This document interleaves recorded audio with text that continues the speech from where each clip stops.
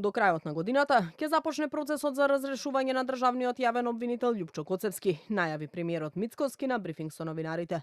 Според него целата процедура би траела околу 2 месеци.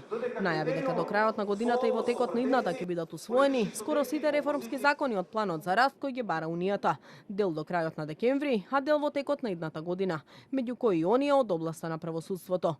Мицкоски вели дека реформите кои се бараат во судството се однесуваат на платите на судиите и обвинителите и дека секој оној кој го тврди спротивното не ја зборува вистината. Најави проширување на буџетот за правосудството, но порача дека тој ќе се однесува за нови административни вработувања во овој сектор и ќе изнесува над 0,4% од бруто домашниот производ, а не 1,3 колку што бара Брисел. Средствата ќе бидат обезбедени преку ребаланс на буџетот. Најавената владина реконструкција пак како што посочи Мицкоски ќе следува напролет и се очекува да заврши до средината на летото, но не откри кои ресори ќе претрапат промени.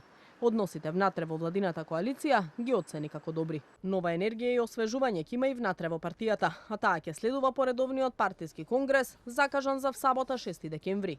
Единствен кандидат за партиски лидер на 18-тиот конгрес на ВМРО ДПМН ќе биде Мицкоски, а тој ќе се одржи под слоганот «Визија што гради држава».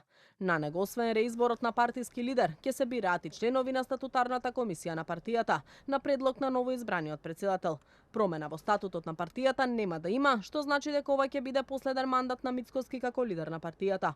Сепак тој не ја исклучи можноста ВМРО ДПМН во иднина да нема партиски потпредседатели, со цел да нема фаворизирање при следниот избор на лидер на партијата.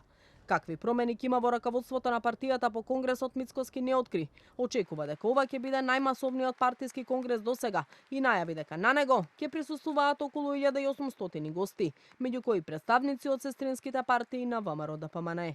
Право на глас ќе имаат околу 850 делегати, а ќе биде усвоен и документ наречен Стратегија за Македонија 2030.